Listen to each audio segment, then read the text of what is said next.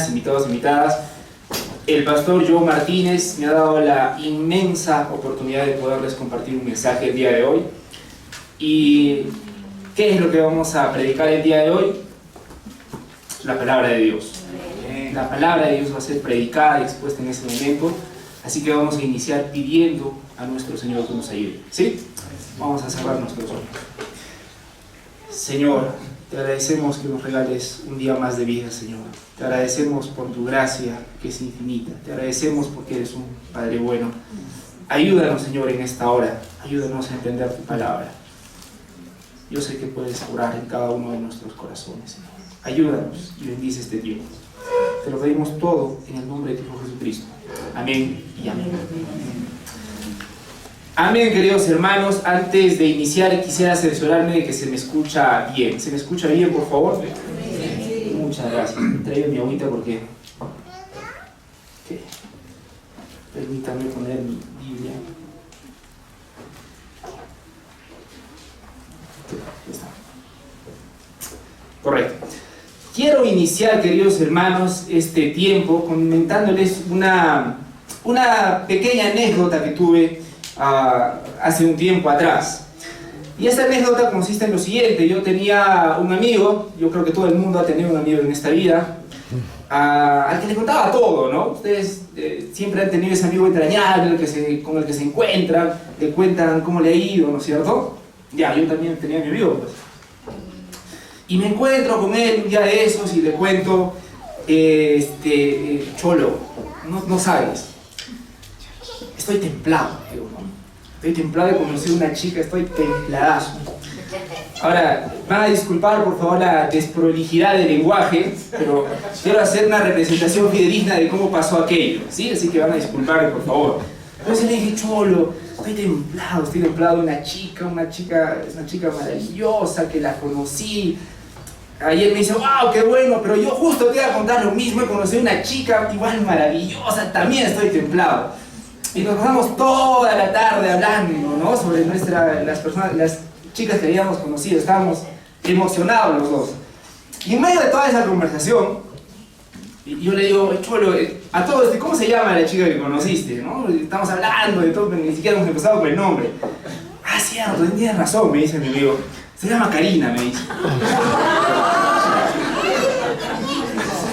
Y yo me quedo por lo frío que ustedes se pueden imaginar. Porque él me dice, ¿y cómo se llama la chica que conociste? Yo le digo, Karina, ¿también se llama Karina?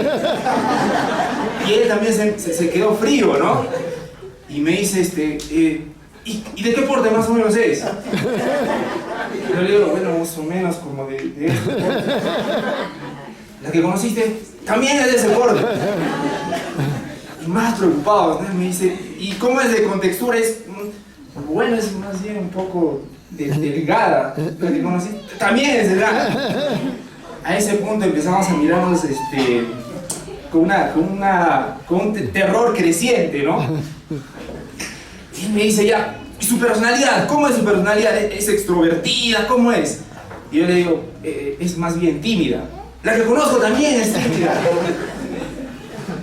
Y ya estábamos pálidos, ¿no? Cuando conozcan a mi amigo, a ver que los dos somos morenitos, y creo que fue la única vez que estábamos medio claros, ¿no? Y ya nos estábamos mirando y él me dice, ¿y cómo es su cabello? Y yo le digo, su cabello es lacio. Y él me dice, lo que conocí es más bien ondulado.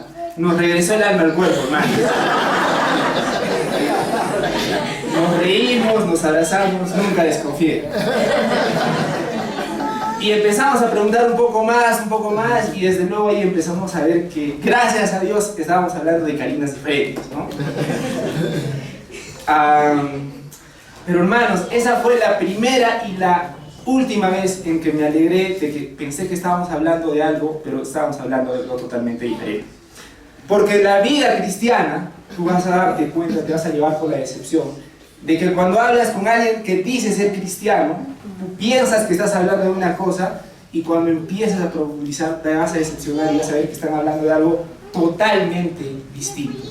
Y eso es una gran decepción porque nosotros necesitamos definir qué es lo que estamos hablando. Lamentablemente en la iglesia del día de hoy hay muchas malas interpretaciones, muchos malos entendidos, y uno de los principales malos entendidos es este pasaje que vamos a ver el día de hoy, Efesios 6, 13 al 17.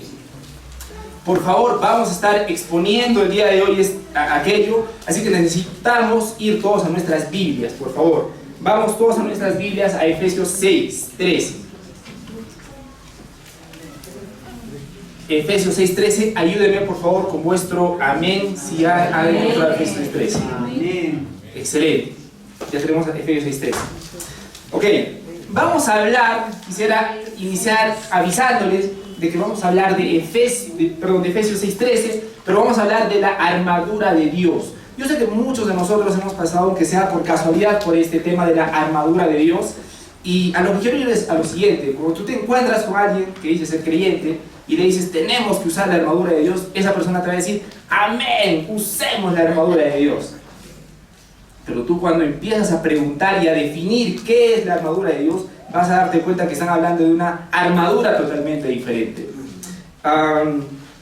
Y eso es decepcionante, y eso es triste en realidad, porque nosotros necesitamos entender bien de lo que estamos hablando. Si nosotros no entendemos bien lo que estamos hablando, después nuestra práctica no esperemos que sea buena, ¿correcto? Si tenemos una mala teoría, lo más normal es que como consecuencia venga una mala práctica, ¿sí? Entonces, vamos a hablar de la armadura de Dios el día de hoy. Quiero iniciar también indicando que no es la armadura de Dios. Nuevamente, que no es la armadura de Dios. La armadura de Dios no es algo místico. No es una cosa mágica que se te aparece supuestamente aquí en todo el cuerpo y te va a volver alguien poderoso. Tengo que decirlo porque lamentablemente el día de hoy la iglesia cristiana, muchas iglesias que dicen ser cristianas, se han vuelto más que iglesias, se han vuelto más, no sé cómo decirlo, lugares místicos, ¿no? Entonces hacen que la armadura de Dios sea algo místico. Me hace recordar, no sé si la mayoría de acá son de Cusco, espero que sí, para que se entienda. Han visto que hay personas que tienen la costumbre de pasar ruda, ¿no? Ruda para la buena suerte, ¿no? Una pasada de ruda, o también hemos visto que les ponen huevo, el cuy, o les escupen, ¿no es cierto? ¿Cuál es la intención de todo eso? Que estén protegidos, ¿no? Que estén protegidos contra las malas energías, las malas vibras, el mal de ojo, etcétera, ¿no es cierto? Y algunos de nosotros nos burlamos, no, ¿cómo van a hacer eso? Pero es exactamente lo que muchos de nosotros hacemos en nuestra vida cristiana. Pensamos que la armadura de Dios es una serie de palabras que nosotros hablamos mágicamente, y que una armadura supuestamente mística nos va a estar protegiendo contra las malas vibras, por así decirlo. Eso no es la armadura de Dios. No es una cosa mágica, no es una armadura invisible. A lo que quiero llegar, hermanos, hermanas, invitados e invitadas, cuando nosotros salgamos de esta iglesia, lo que yo anhelo que quede claro es que la armadura de Dios es la manera en la que debe vivir un creyente. Es la manera en la que debe vivir un creyente.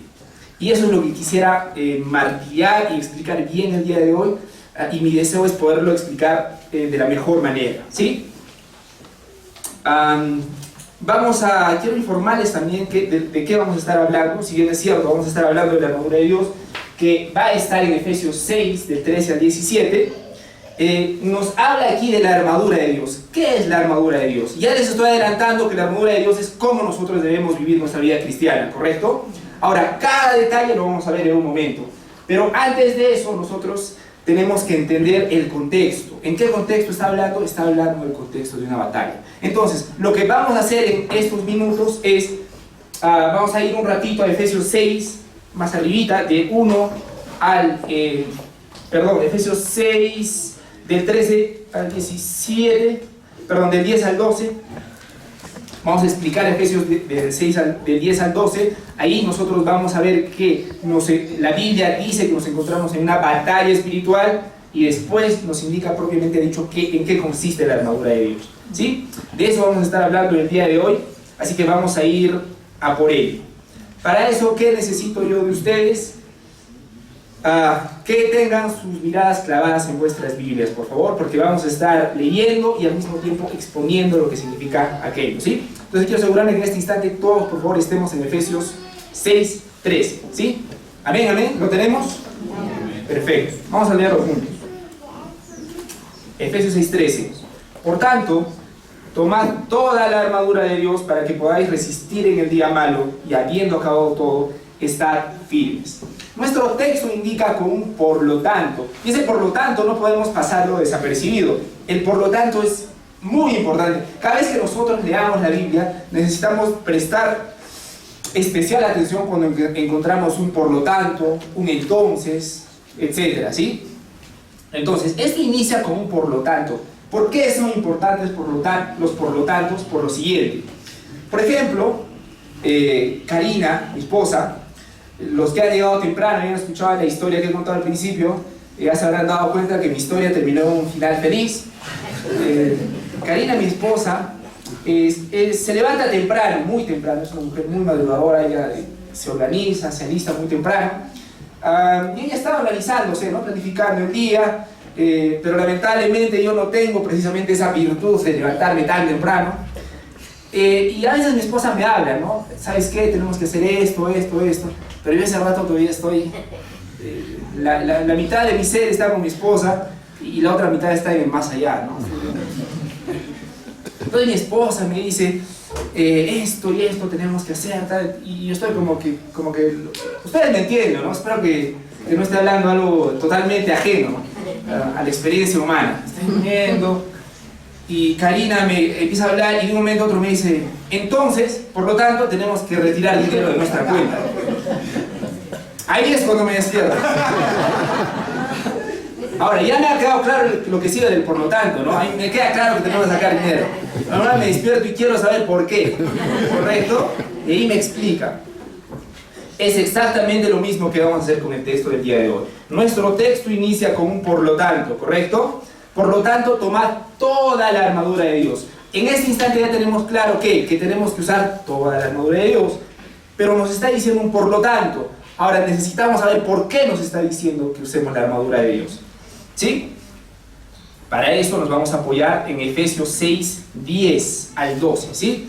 Vamos por favor a Efesios 6:10, que está atrasito nomás, y vamos a leerlo. Dice, por lo tanto, o por lo demás, hermanos míos, fortaleceos en el Señor y en el poder de su fuerza. Vestidos de toda la armadura de Dios para que podáis estar firmes contra las acechanzas del diablo. Porque no tenemos lucha contra sangre y carne, sino contra principados, contra potestades, contra los gobernantes de las tinieblas de este siglo, contra huestes espirituales de maldad en las regiones celestes. Y recién, después de ahí viene nuestro texto. Por lo tanto, tomad toda la armadura de Dios. En primer lugar, lo que tiene que quedarnos claro en estos versículos es que Pablo está diciendo una verdad muy profunda. Está diciendo que nosotros nos encontramos en una batalla espiritual. Nos encontramos en una batalla espiritual. Pablo en este momento está hablando en términos militares. Nos encontramos en una batalla espiritual. Las personas que han podido venir hoy día en la mañana, los que han llegado temprano, ya han podido estar en la escuela dominical con el pastor Eddie Ildefonso. El pastor Eddie decía que nosotros tenemos que esforzarnos ahora, tenemos que esforzarnos por tener una vida santa, una vida piadosa. Y una voz se escuchó por ahí y dijo, ¡qué difícil! Lo cual es cierto, tiene sus dificultades tener una vida piadosa y una vida santa. Y es precisamente, ¿por qué? Porque nos encontramos en una batalla espiritual. ¿En qué consiste esta batalla espiritual exactamente? Eso es lo que vamos a aclarar en este instante.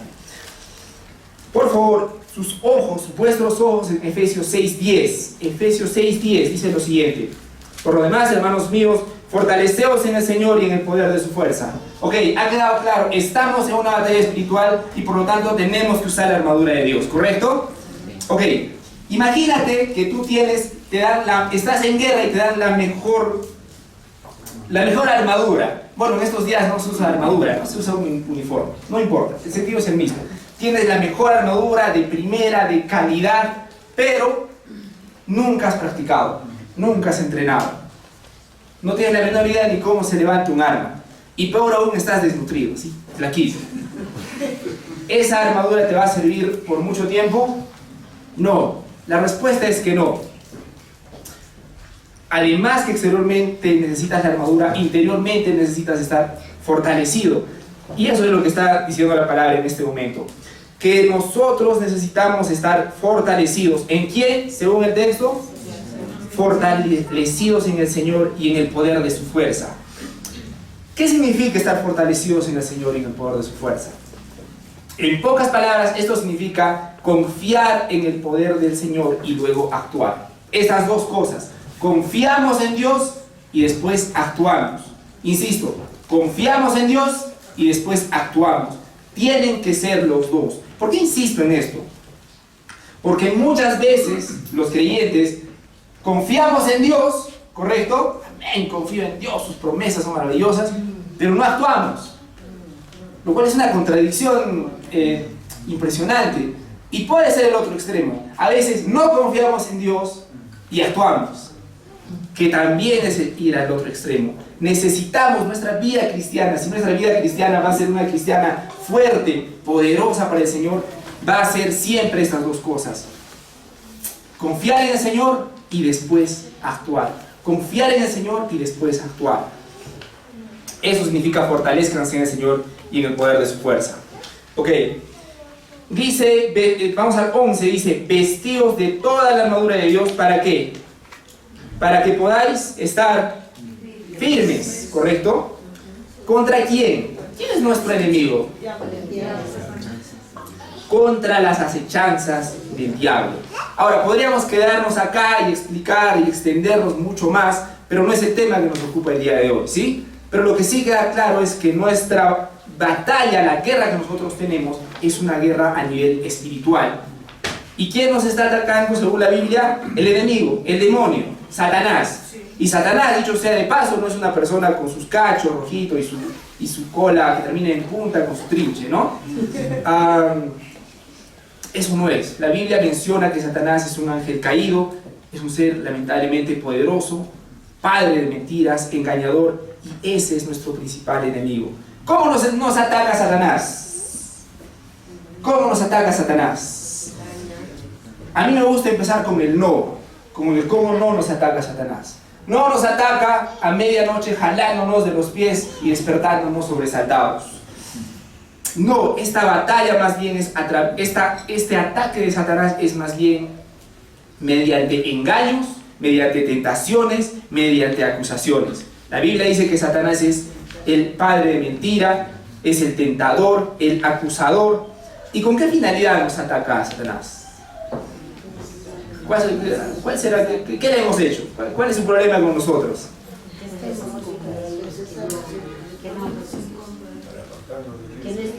La finalidad de Satanás siempre es que perdamos la confianza de Dios, que desviemos nuestra mirada de Dios. Eso puede ser a través de los placeres. ¿Los placeres pueden hacer que quites tu mirada de Dios?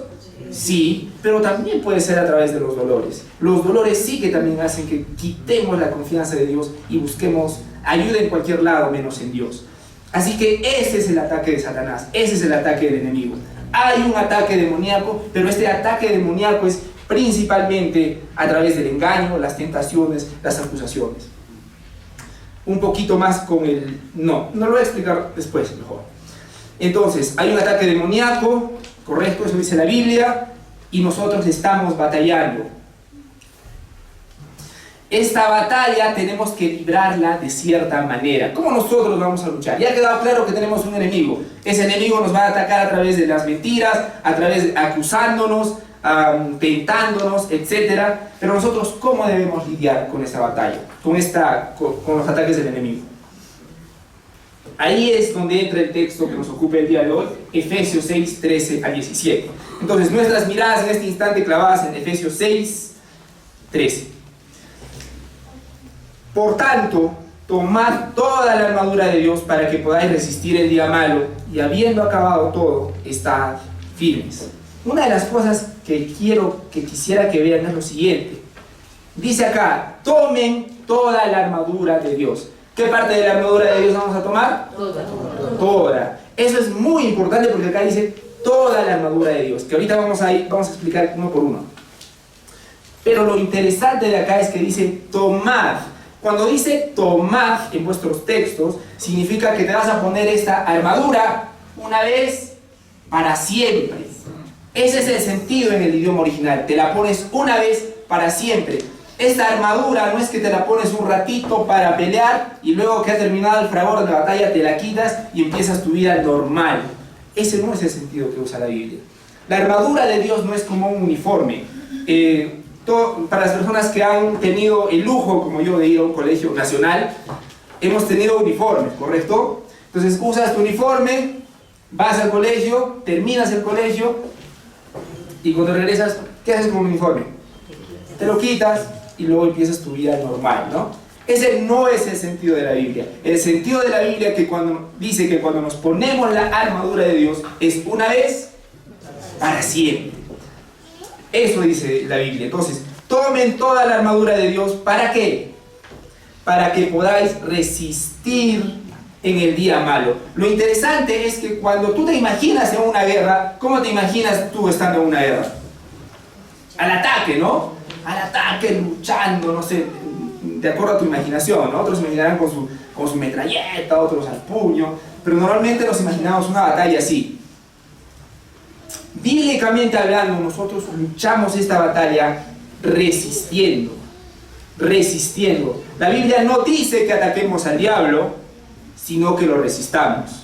Y es un punto sumamente importante para que podamos vivir vidas cristianas saludables. La Biblia no dice que ataquemos al diablo, sino que lo resistamos.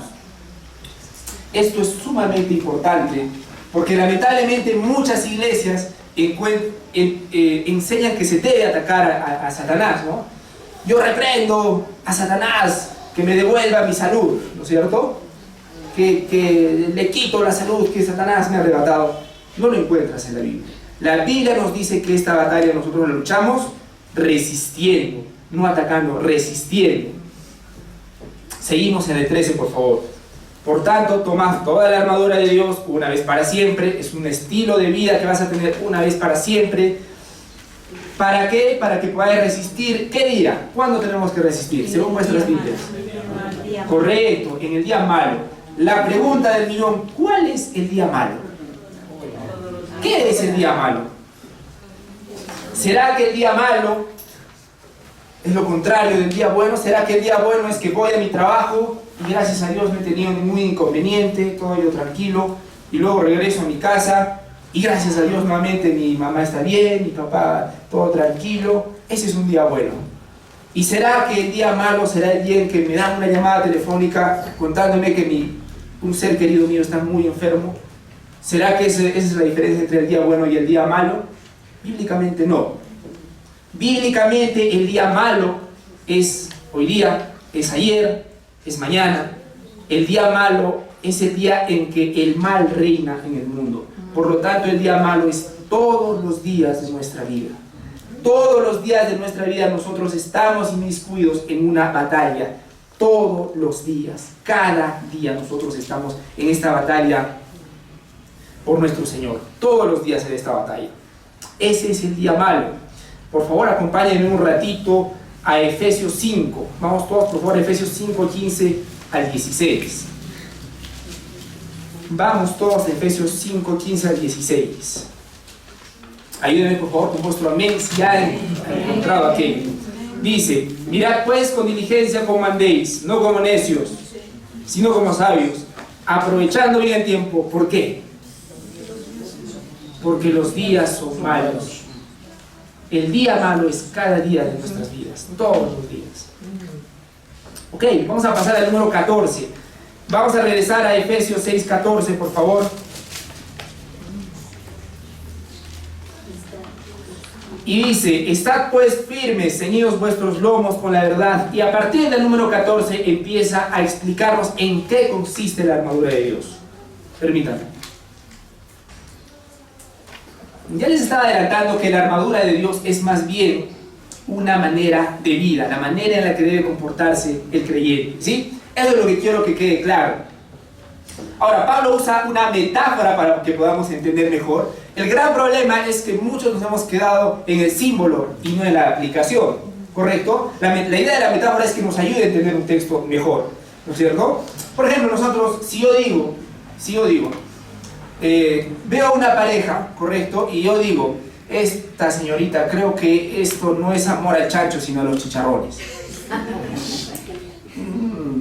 Ustedes entienden a lo que me estoy refiriendo, ¿correcto? No estoy hablando que el caballero tiene una chicharronería, ni estoy queriendo decir que la señorita tiene un especial gusto por los chicharrones. Mi preocupación no es por los chanchitos, ni por su alimentación, ¿correcto? Lo que estoy queriendo decir que es que vamos a decirlo en palabras un poco diplomáticas, que la señorita no tiene los gustos, las intenciones más nobles que digamos hacia el caballero, ¿no? Una persona interesante. Pero esa es la idea. Nosotros usamos la metáfora. Yo estoy usando la metáfora del chancho y los chicharrones para dar a entender una realidad, ¿correcto? Sería una tontería de nuestra parte que nosotros nos quedemos pensando en el chancho, los chicharrones, qué tipos de chanchos hay, qué razas, y perdamos el punto, ¿correcto? Eso es lo que ha pasado lamentablemente con este texto. Ahora, Pablo, ¿qué metáfora usa en este texto? La armadura. La armadura se inspira en un... ¿Perdón? Pablo, cuando escribe este texto, él se está inspirando en un soldado romano, ¿sí? Él está viendo al soldado romano. Acuérdense que este texto lo he escrito cuando Pablo no estaba de vacaciones, Pablo estaba en la cárcel. Pablo estaba en la cárcel y estaba viendo muy probablemente al soldado romano, y él usa la metáfora del soldado romano. Ahora, en aquellos tiempos era mucho más fácil porque todos tenían claro cómo era un soldado romano, cómo vivía, y la metáfora les resultaba mucho más fácil, ¿no es cierto? El día de hoy, ¿cuántos de ustedes han visto un soldado romano? En las películas, ¿no? Y esa es la dificultad que a veces sucede.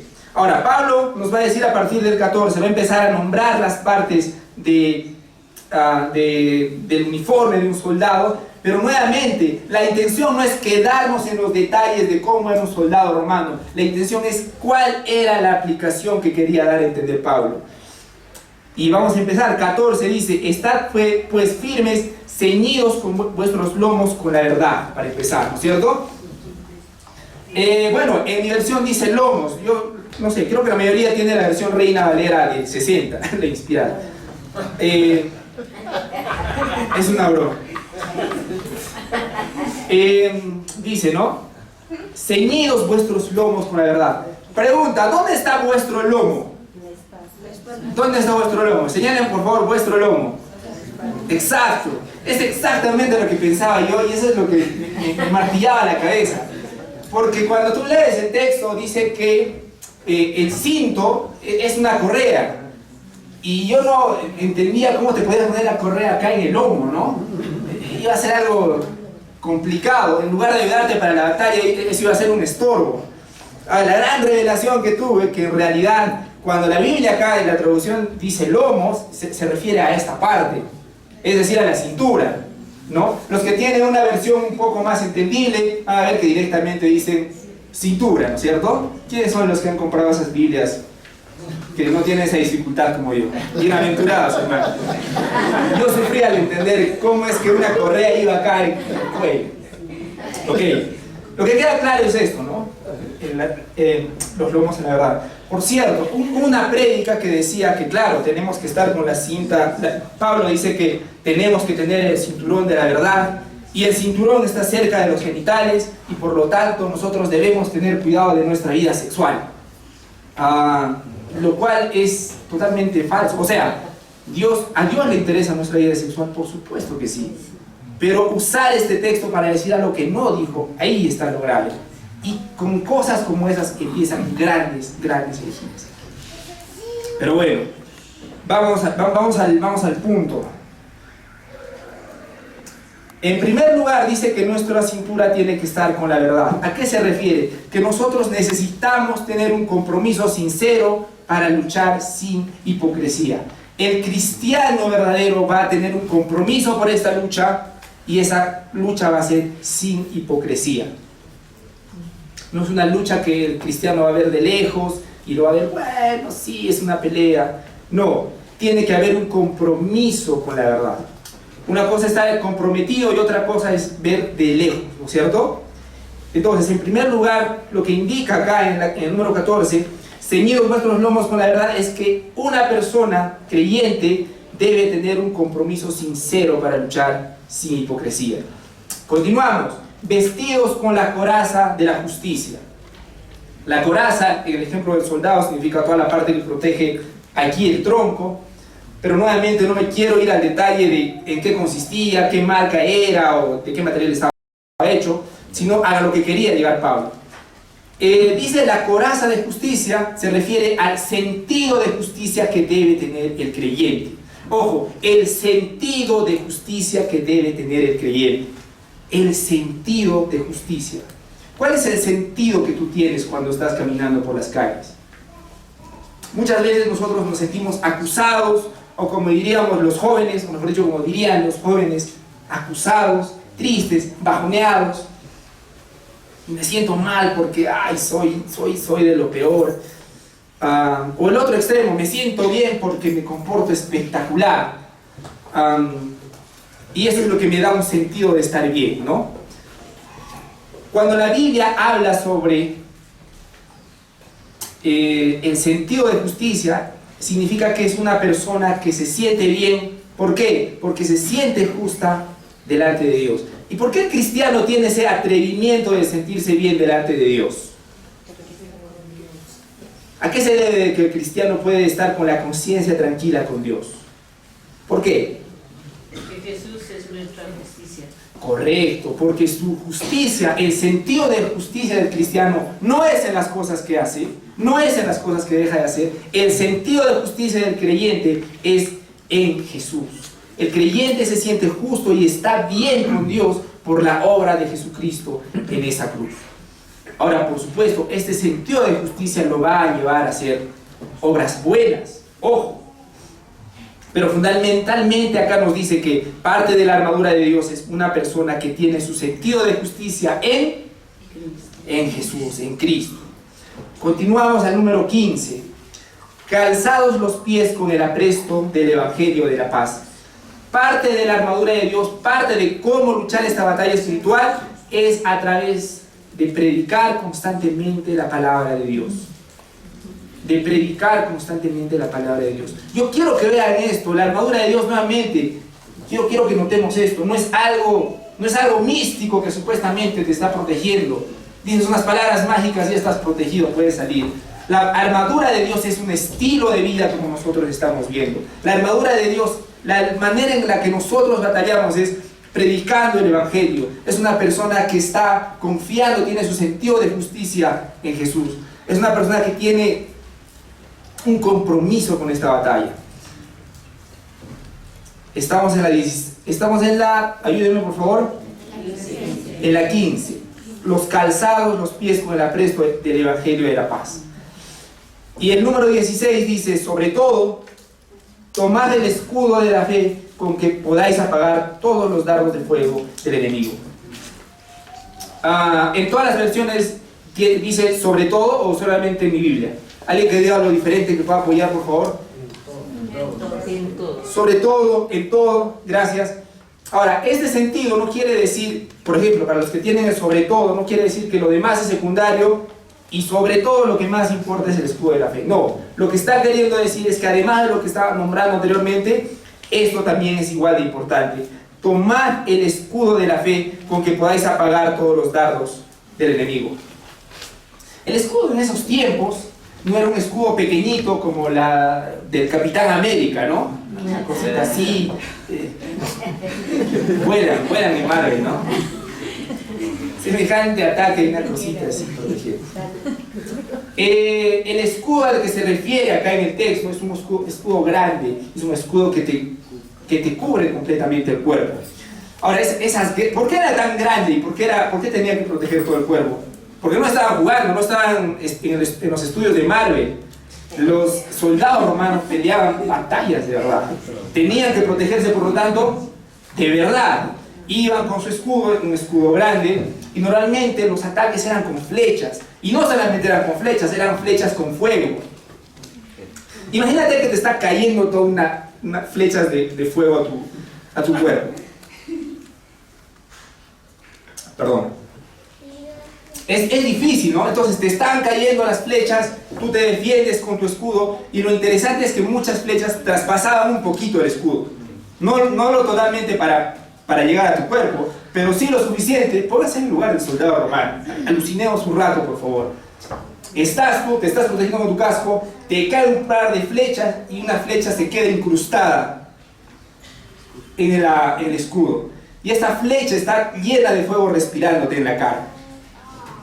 Muchos soldados, cuando estaban en ese momento, tenían la tentación de soltar el escudo. ¿Pero qué pasaba cuando soltaban el escudo? En ese momento es tu fin, ¿no es cierto? Ese es el momento de tu fin. Pero es exactamente lo mismo que pasa con nosotros. Tenemos que soportar a través de la fe. Y el momento en que nosotros desconfiamos de Dios es cuando empieza nuestra caída. Ese es el sentido en el que está usando el escudo de la fe. Para resumir, ¿a qué se refiere el escudo de la fe? Se refiere a la confianza que le tienes a Dios. Confiar en Dios es parte del escudo de la fe. Particularmente en este texto no se refiere a la fe formal que nosotros tenemos como cristianos. Me refiero a la fe de que Jesucristo ha muerto por nuestros pecados. Más bien acá se refiere al escudo como una confianza que se le tiene a Dios. Como una confianza que se le tiene a Dios. Y la pregunta es, ¿nosotros tenemos ese estilo de vida? ¿Nosotros estamos confiando en Dios? Estábamos hablando con mi esposa hace un tiempo. Y estábamos diciendo, ella es profesora.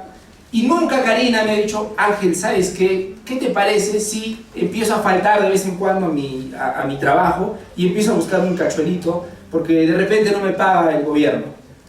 Nunca. ¿Por qué? Porque ella confía que al fin de mes el gobierno le va a pagar, ¿no es cierto? Pero nosotros nos damos el lujo de hacer eso con nuestra vida cristiana. Decimos que creemos en Dios, pero por si acaso voy a hacer esto, ¿no? Decimos, confío, Dios va a proveer, pero por si acaso voy a prestarme a cosas que no son muy correctas y por si acaso uno nunca sabe. Eso no es confiar en Dios. Eso no es tener la armadura de Dios. Y finalmente corremos al 17, por favor. Tomad el yelmo de la salvación. El yelmo es el casco. Y tomad el casco de la salvación, el yelmo de la salvación. ¿A qué se refiere con eso? Por favor, vamos a Juan 6. Juan 6:37. Juan 6:37. Ayúdenme, por favor, si es que ya lo tienen. De hecho, se está predicando todo este año esa parte. Amén. Correcto. Se lo leo. Todo lo que el Padre me da, es Jesús hablando. Todo lo que el Padre me da vendrá a mí, y el que a mí viene no le echo fuera, porque he descendido del cielo no para hacer mi voluntad, sino la voluntad del que me envió. Y esta es la voluntad del Padre, el que me envió, que todo lo que me diere, no pierda yo nada, sino que lo resucite en el día postrero. Y esta es la voluntad del que me ha enviado, que todo aquel que vea al Hijo y cree en Él, tenga vida eterna. La Biblia nos dice que la salvación no se puede perder, por la sencilla circunstancia de que nuestra salvación está en manos de Jesús. Entonces, una persona que está poniéndose la armadura de Dios confía en su salvación, en el sentido de que confía que Jesús lo va a guardar hasta el final de sus días. Confía en que el Señor lo va a guardar hasta el final. Ese es el yelmo de la salvación. Finalmente, la espada, ¿correcto? Finalmente la espada, ¿a qué se refiere con la espada? Y la espada del Espíritu, que es la palabra de Dios. Es la única parte en la que Pablo indica que hay un ataque, ¿no? Porque atacas con la espada. ¿Pero a qué se refiere exactamente? No se refiere a que vas a agarrar tu espada imaginaria y vas a atacar por los aires, por ahí. La espada es la palabra de Dios, y se refiere a que es una persona que tiene la armadura de Dios, es una persona que constantemente medita, lee, medita y vive la palabra de Dios. Por favor, todos vamos a Romanos 12:2. A Romanos 12:2. Y vamos a leerlos todos juntos. Ayúdenme, por favor, si ya tienen Romanos 12:2. Amén. Perfecto. No os conforméis a este siglo, sino transformaos por medio de la renovación de vuestro entendimiento. ¿Para qué? Para que comprobéis cuál sea la buena voluntad de Dios, agradable y perfecta. Un creyente necesita meditar la verdad de las Escrituras para combatir las mentiras con la verdad de Dios. Nuestra batalla, hermanos y hermanas, consiste en confrontar el error con la verdad. Segunda de Corintios 10, 4 al 5, no es necesario que vayan, yo se los voy a leer. Dice algo importante: porque las armas de nuestra milicia no son carnales, es decir, no son humanas, sino poderosas en Dios para la destrucción de fortalezas, derribando argumentos. Vamos mejor todos juntos, por favor. Segunda de Corintios 10, porque necesito que vean algunas palabras claves. Amén. Segunda de Corintios 10, del 4 al 5 vamos a leer. Ayúdenme, por favor, si ya lo tienen como es. Amén. Amén. Amén, amén. Estamos atentos. Me emociona sobremanera. Porque las armas de nuestra milicia no son carnales, sino poderosas en Dios. Lo que significa que esta batalla no la vamos a luchar humanamente, sino que la vamos a luchar en Dios. ¿Para qué? Para la destrucción de fortalezas. ¿Qué vamos a derribar con esta batalla? Argumentos, toda altivez que se levanta contra el conocimiento de Dios. Y con esta batalla vamos a llevar cautivo todo pensamiento. ¿A dónde? A la obediencia a Cristo. Esta batalla, nuevamente, no es gritando: reprendo al demonio que me devuelva la salud. Eso no dice la Biblia. La Biblia dice que esta batalla la vas a ganar obedeciendo a Cristo, resistiendo, teniendo una vida íntegra, teniendo una vida con un sentido de justicia en Jesús, teniendo una vida que predica constantemente el Evangelio. Hermanos, eso es tener la armadura de Dios. La armadura de Dios no es algo místico, hermanos, hermanas. La armadura de Dios es cómo el creyente va a vivir toda su vida, toda su vida. Ese es el sentido.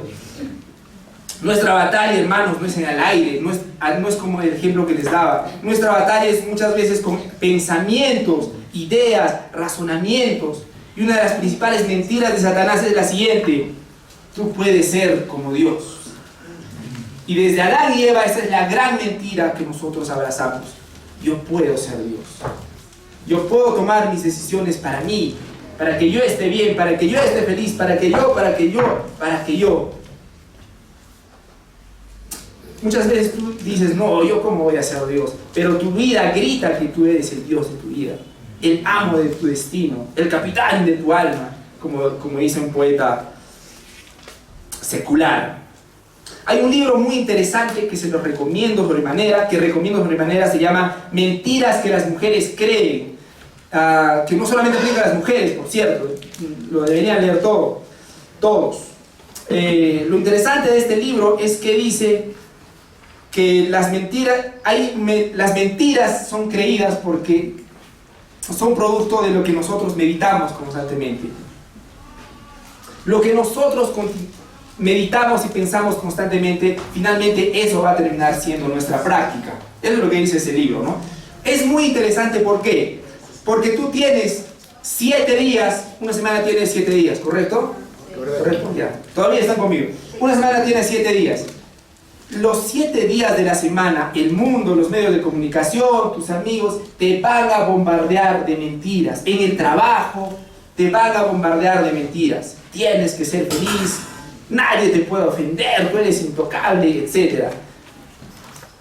Y una vez a la semana llegas a la iglesia, y todavía tarde, y tú piensas y crees que el resultado va a ser tener una vida piadosa y una vida santa. Te estás engañando.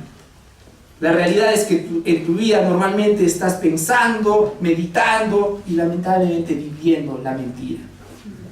Esa es la realidad. Nuevamente, nuestra batalla va a ser acá también: destrucción de argumentos, destrucción de mentiras. esa recomendación para las mujeres. Hermanas, les recomiendo altamente ese libro, Mentiras que las mujeres creen. Varones creen mentiras como la pornografía es un placer inofensivo. Estaba leyendo un artículo acerca de la pornografía y lo alarmante de esto es lo siguiente, hermanos. Las estadísticas dicen que cuando un varón tenga 14 años, el 94% de esos varones van a tener contacto con la pornografía. El 94% ya a los 14 años. Y la pornografía es algo que ha hecho daño, está haciendo daño y está destruyendo no solo a personas, sino a familias enteras.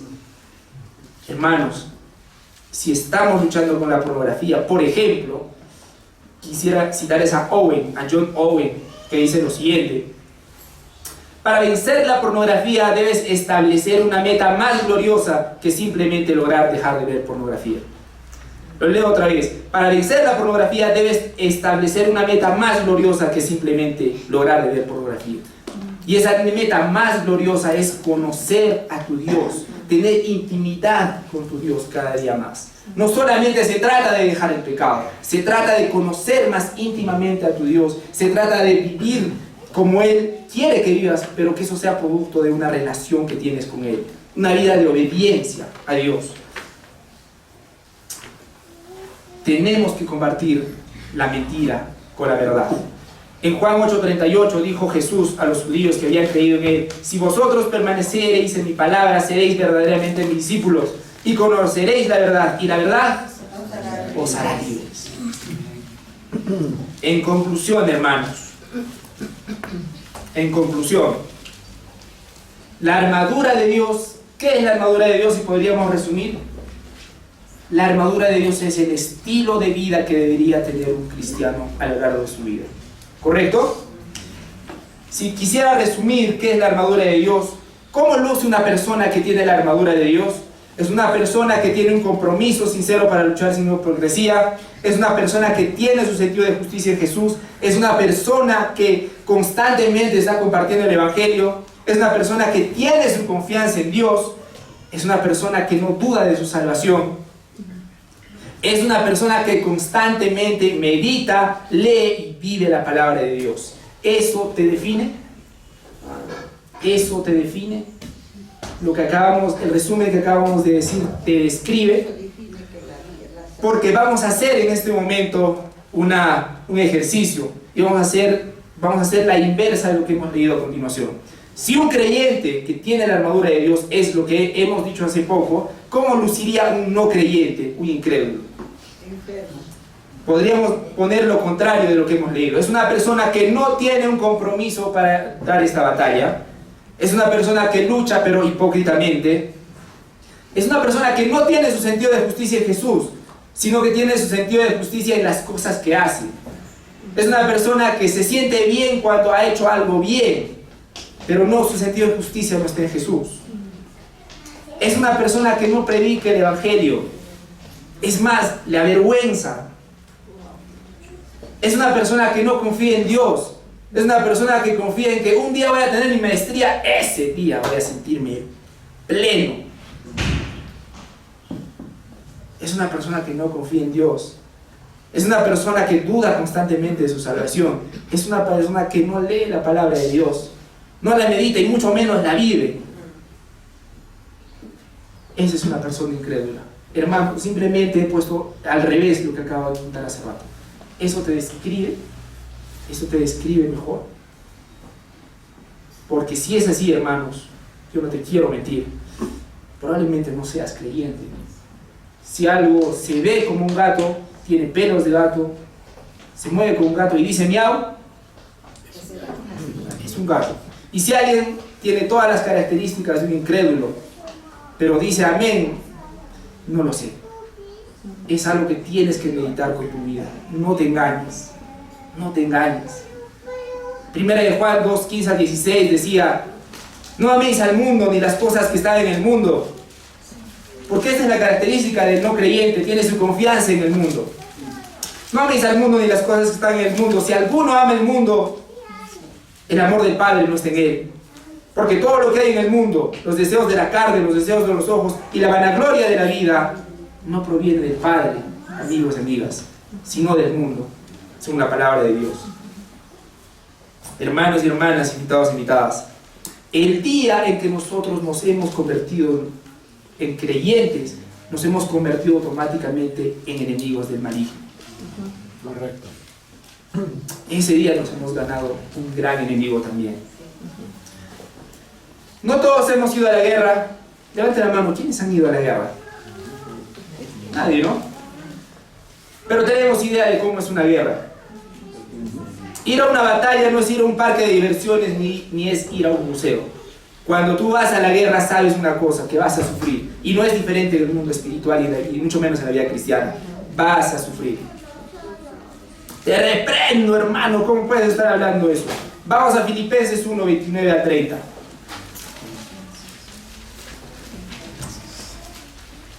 Ayúdenme por favor si es que ya tienen, si es que ya lo tienen. Ok, vamos a entrar un poquito más. Filipenses 1, 29 a 30. Amén.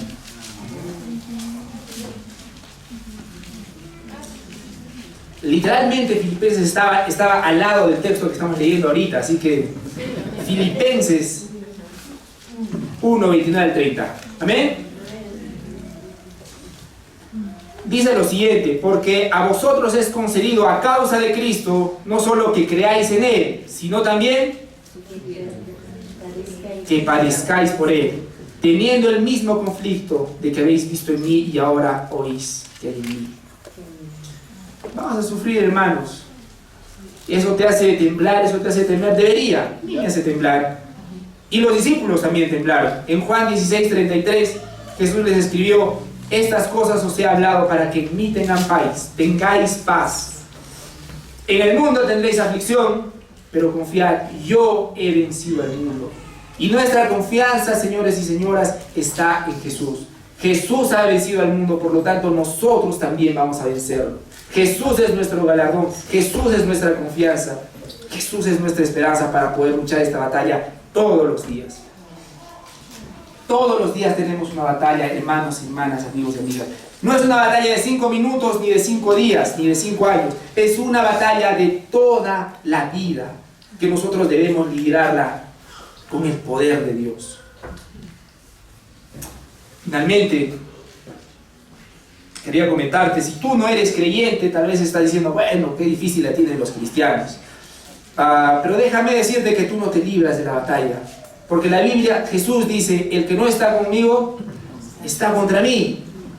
Así que tú tienes una batalla peor, y es tu batalla con Jesús, con Dios. La Biblia dice que eres enemigo de Dios. Y la Biblia dice que ese Dios es un Dios justo. Hermanos, la primera vez que alguien me predicó el Evangelio, bueno, quiso predicarme el Evangelio, porque finalmente no habló del Evangelio, me evangelizó diciendo lo siguiente: si tú te sientes mal, perdónenme por el gallito, son los efectos especiales para mantenerlos acá. Hay un chico que dijo, ¿no? Si tú te sientes mal por tu pecado, yo recuerdo bien, si tú te sientes sucio, ya no te sientas sucio, porque Jesús va a limpiar tus pecados. El problema era que yo no me sentía sucio con mis pecados, era tranquilo. El problema era que el pecado no era una carga en mi vida, era lo que me hacía sentir orgulloso con mis amigos. Así que ese no es el Evangelio. El Evangelio es una notificación de Dios para ti. Y esa notificación dice que debemos arrepentirnos de nuestro pecado, porque es un Dios justo. Es un Dios justo y lo que nos espera es la condenación eterna.